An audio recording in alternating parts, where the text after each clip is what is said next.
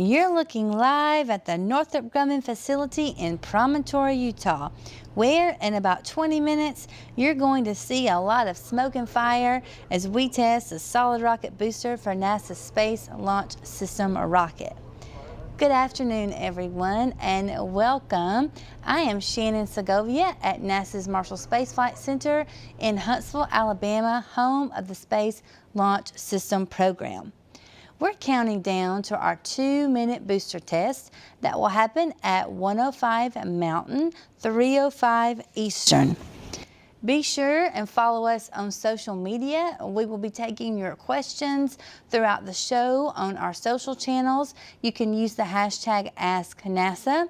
Also, if you are watching on Facebook, be sure and put your questions in the comments and we will be taking those there too. NASA is building the Space Launch System rocket, or SLS, to send the Orion spacecraft on our Artemis missions to the moon. To launch missions to the moon, you need a lot of power and you need a lot of energy. And these twin solid rocket boosters that you see on this model provide 75% of the power needed to launch SLS to space. For the Artemis 1 mission, SLS will launch an uncrewed Orion spacecraft next year from the Kennedy Space Center in Cape Canaveral, Florida. And this mission will really provide the foundation for NASA's deep space exploration missions. Now we are looking live at a view of the Northrup Grumman Promontory facility in Utah, where our booster will be tested today. And as you can see, the booster is anchored in the stand horizontally since it's not being launched. And today's test is called the Flight Support Booster Test 1, or FSB-1. And it is a ground test conducted with one booster. It's the first test that will examine materials and processes that may be needed to improve the booster on future Artemis missions. And the booster being tested today will fire for a little over 2 minutes and produce around 3.6 million pounds of thrust, just like the booster will do during launch. We are bringing you coverage today of the first Space Launch System Flight Support Booster Test at the Northrup Grumman facility in Utah. And we hope you all stay with us today because this test is going to be really, really cool. And we're about 17 minutes away from it. And while we wait, we are going to hear from a Northrop Grumman engineer who will tell us all about it and what we can expect to see today. Hi, my name is Nicholas Chaston, and I'm the ballistics engineer in charge of predicting motor performance for the Flight Support Booster 1, FSB-1. Here at the Northrop Grumman's Promontory, Utah facility, we manufacture the solid rocket boosters for NASA's Space Launch System that will launch Artemis missions to the moon and beyond. Today we are testing one of those boosters in our Promontory test area. The SLS booster motor measures 167 feet long and 12 feet in diameter. We have successfully completed 5 previous tests to qualify for flight. This test, dubbed Flight Support Booster 1, or FSB-1, will evaluate new propellant materials and verify that all ballistic requirements of the motor are met. Preparations for this test began in March. The first of 5 segments was installed in the test bay in April, and the last one completed installation in June. The motor has been cold conditioning to a target temperature of 60 degrees Fahrenheit to 70 degrees Fahrenheit over the last several weeks. All of our large solid rocket motors undergo ground tests at our Promontory site before ever flying. In addition to holding this 1.6 million pound motor in place, the structure houses all necessary electronics and instruments needed for motor firing and gathering performance measurements. Ground tests such as these give us the opportunity to collect additional data parameters on the performance of the motor that would not be possible on a flight. Upon ignition, the motor at this target temperature will fire for about 122 seconds and produce 3.6 million pounds of thrust. The 5-segment SLS rocket booster is the largest solid rocket motor in the world. You're looking live at the booster in the test stand in Promontory, Utah. In about 15 minutes, you will see just how powerful this booster is. I've actually seen one of these booster firings in person, and I can tell you it is an awesome experience to feel your legs shake and to see this piece of hardware come to life that engineers and technicians have worked so hard on. The Space Launch System rocket is the most powerful rocket ever built, and it will send the Orion spacecraft to the moon for the Artemis missions. Even during this pandemic, NASA and our partners have worked very hard to protect and keep our employees and team members safe, all the while building hardware and conducting tests like the one you are about to see today. Now we're going to hear more about that from NASA Administrator Jim Bridenstine. Even in the midst of a pandemic, it is important to note that the United States of America can still do stunning achievements. We saw that recently when we launched Perseverance to Mars. We saw it when we launched Bob and Doug on a SpaceX Falcon 9 rocket in a crew capsule called Dragon to the International Space Station. Then we brought them home safely. We can do these things, and we can do them safely, even in challenging times. And now we're building the most powerful rocket in the history of humanity that will take not just the next man, but the first woman to the moon by 2024 in the Artemis program.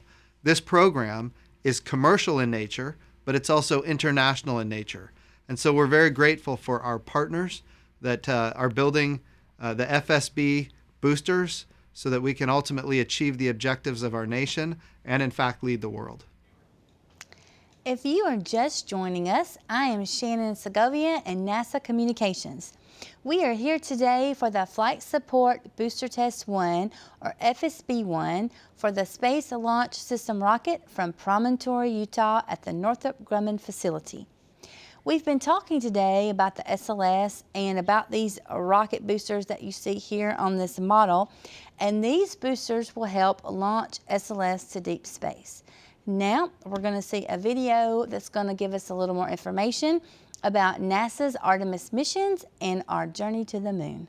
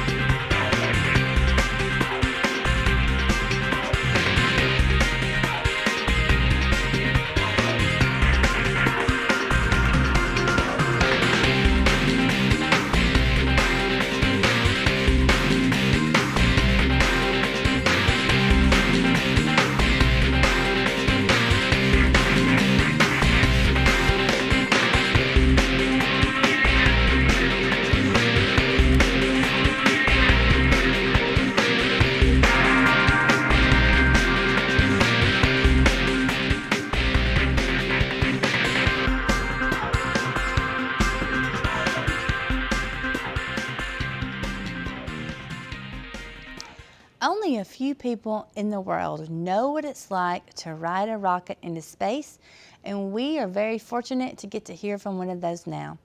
NASA astronaut Randy Bresnick recently sat down to share his thoughts with us about being an astronaut, space exploration, and today's test.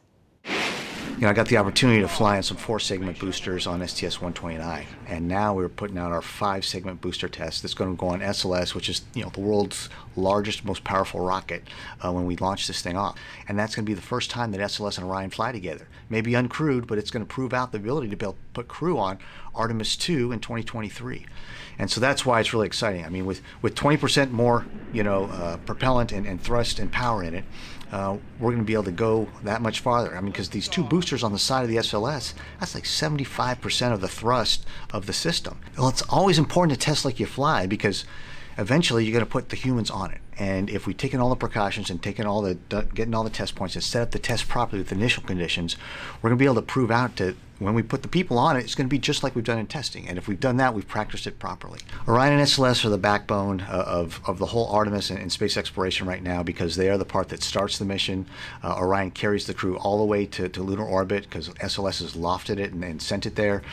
And then Orion brings the crew back safely to Earth and splashes them down in the ocean. We've got to have safety for the folks building the, whether it's the solid rocket motor boosters or the launch abort system solid fuels. The fact that, these fuels are not exactly just, as docile as water, especially in these trying times with the virus, that, everybody's able to continue working and amazing work these past several months. And so I appreciate everybody continuing to work safely, so that when we get to flight, we know that the folks riding the rocket have the safest ship available, and you've done everything you can to make it safe for us to return to our families at the end of the mission. We're now only 7 minutes away from go time for the Space Launch System Solid Rocket Booster Test from the Northrup Grumman facility in Promontory, Utah. We're getting ready to go to Northrop Grumman, and we will stay there throughout the test. Now, to tell you a little bit about what you can expect, the test conductor, we're going to hear them shortly talking to the team about the test. Then around 1:05 Mountain, 3:05 Eastern, we will hear the conductor say fire, and that will start the test, and it will last a little over 2 minutes. Continue to send us your questions using the hashtag AskNASA, as we will be taking those on social media through the end of the show.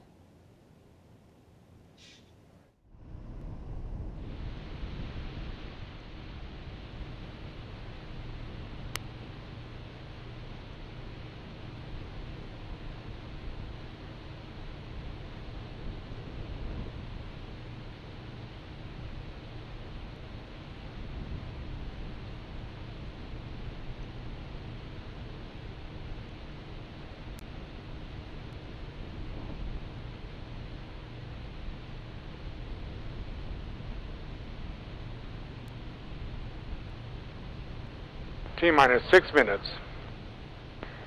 Central Support Systems Operator, this is the test conductor. Turn on the water boost pumps.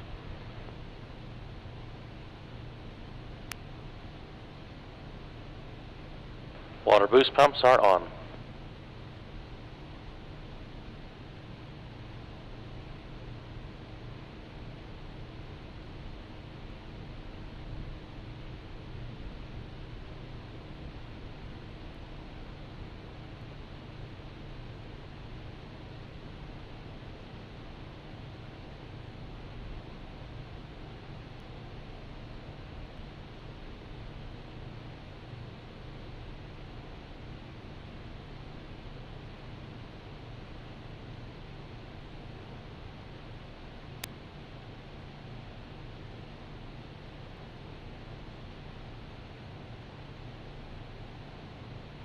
T-minus 5 minutes. T-97 test area is clear for static test.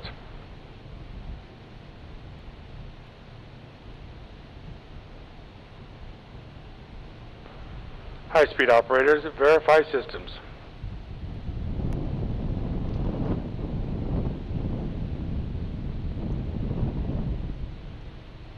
All high-speed systems are streaming. Roger.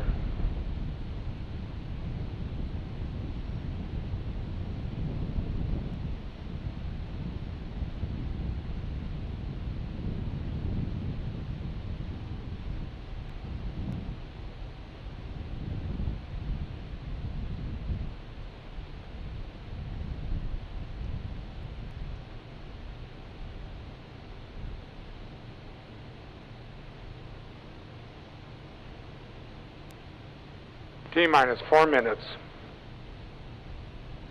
This is the test conductor. Report system status. Support systems are go for static test. Low-speed systems are go.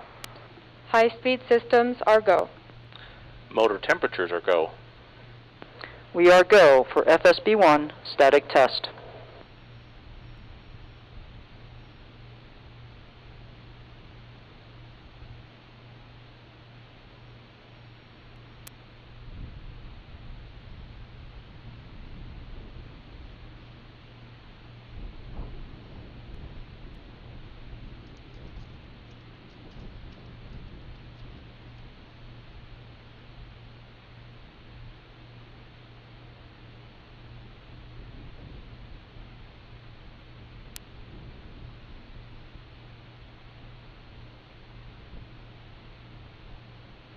T-minus 3 minutes.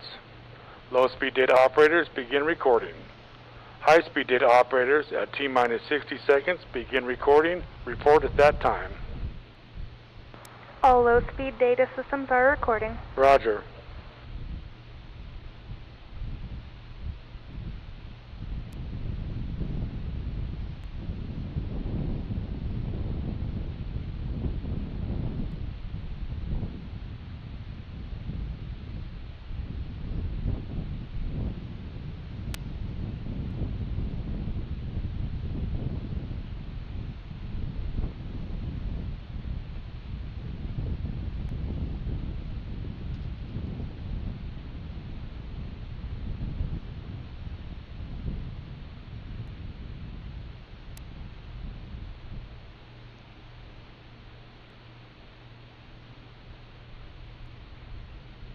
T-minus 2 minutes.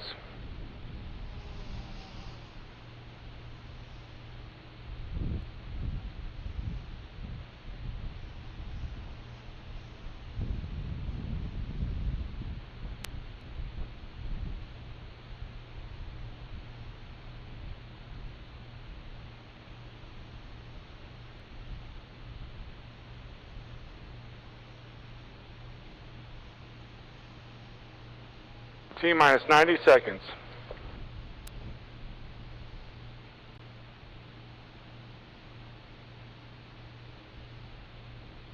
T-minus 80 seconds.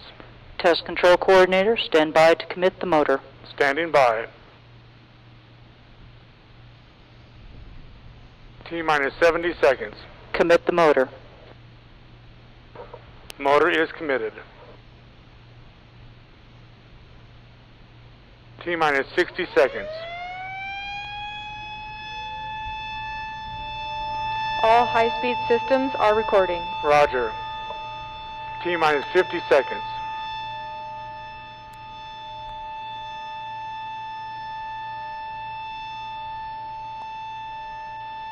T-minus 40 seconds.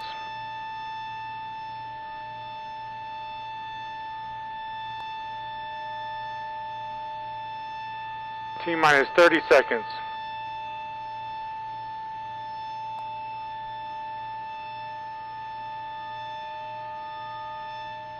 T-minus 20 seconds. T-minus 15 seconds. T-minus 10, 9, 8, 7, 6, 5, 4, 3, 2, 1, fire. T plus 5 seconds. T plus 10 seconds.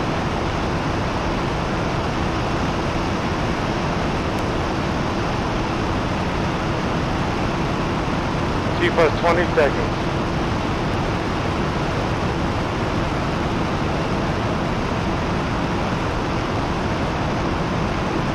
T plus 30 seconds.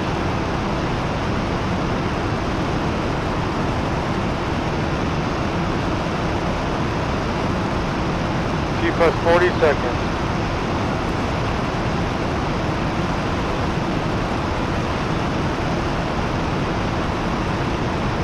T plus 50 seconds.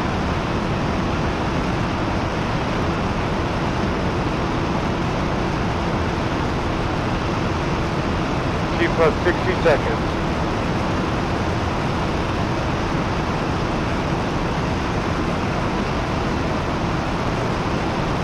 T plus 70 seconds.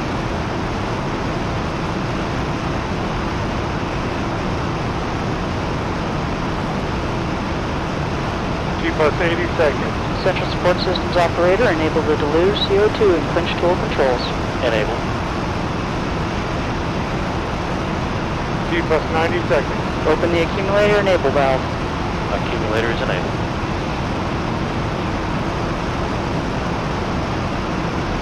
T plus 100 seconds.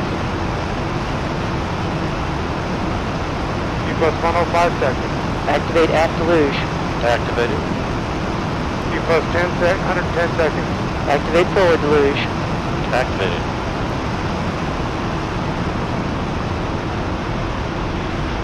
T plus 120 seconds.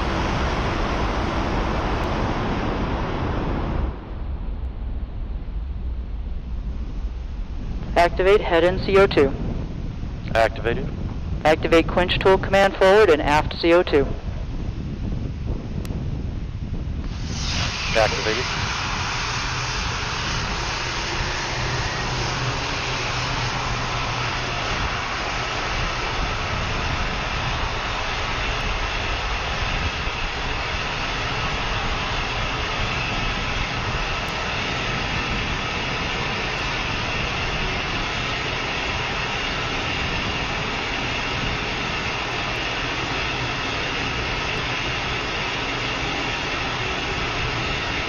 T plus 170 seconds. High-speed data operator, stop recording. High-speed recording is completed. Roger. Low-speed data operators, stop recording. Low-speed data recording complete. Roger. Post-fire crew, report to the instrument room. Post-fire crew, report to the instrument room.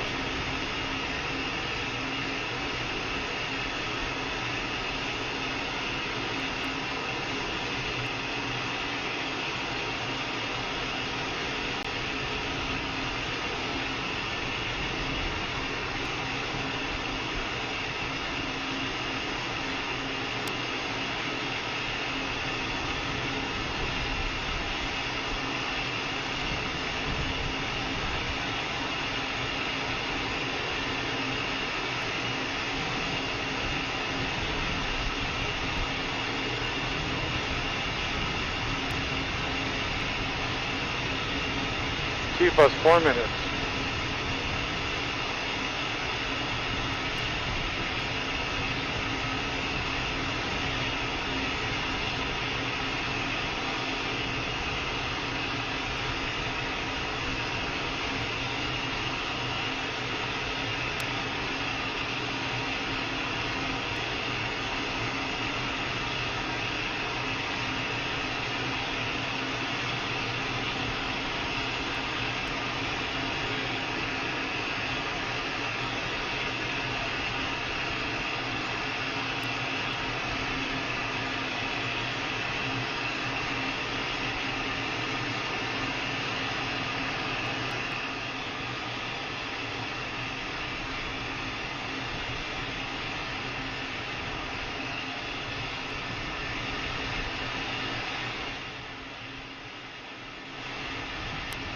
T plus 5 minutes.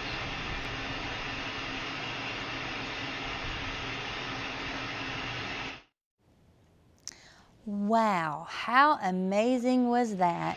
And to see all of that power packed into those boosters.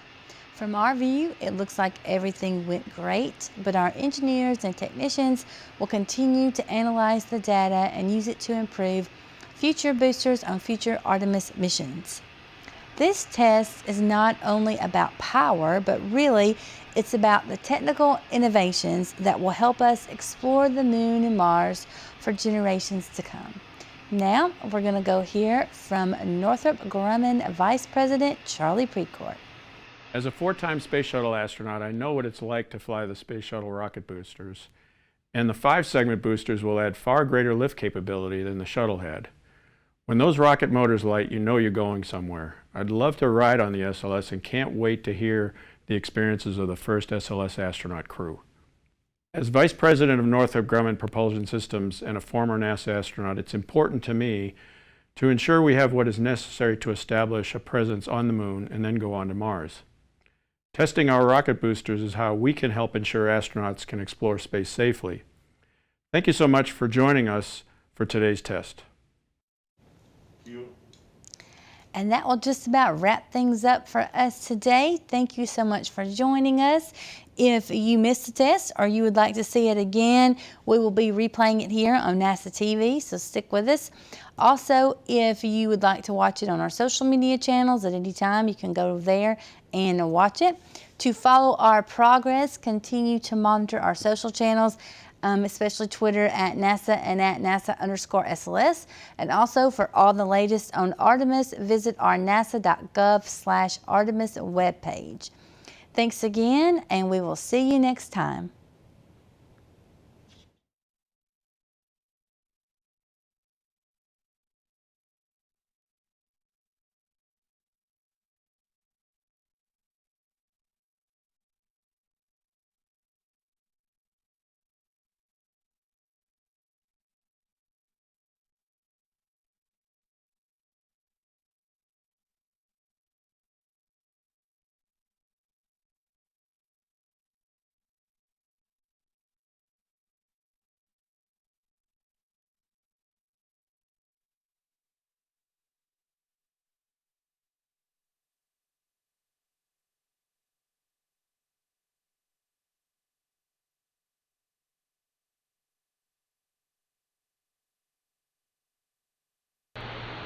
T-minus 10, 9, 8, 7, 6, 5, 4, 3, 2, 1, fire. T plus 5 seconds. T plus 10 seconds.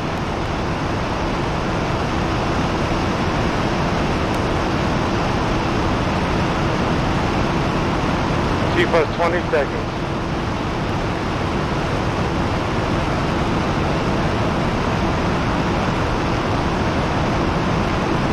T plus 30 seconds.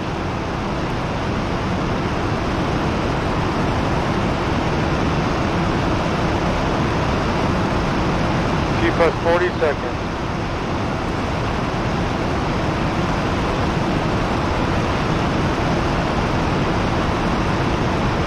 T plus 50 seconds.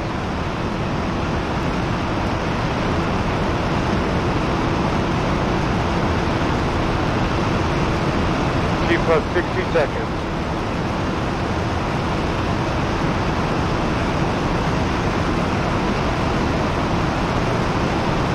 T plus 70 seconds.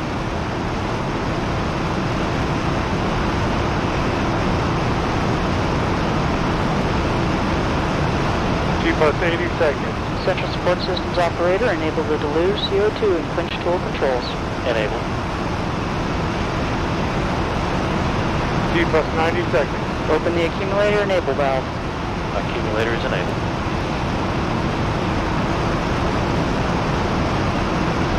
T plus 100 seconds.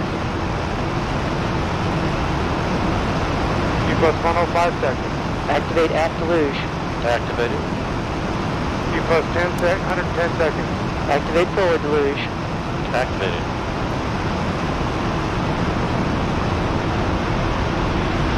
T plus 120 seconds.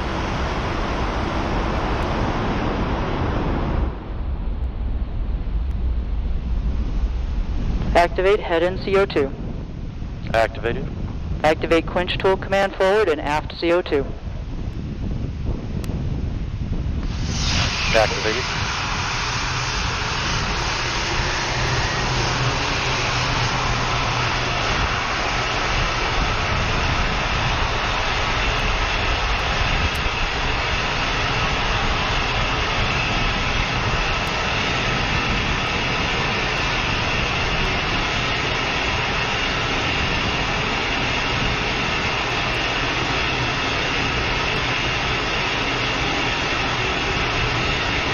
2 plus 170 seconds. High-speed data operators, stop recording. High-speed recording is complete. Roger. Low-speed data operators, stop recording. Low-speed data recording complete. Roger.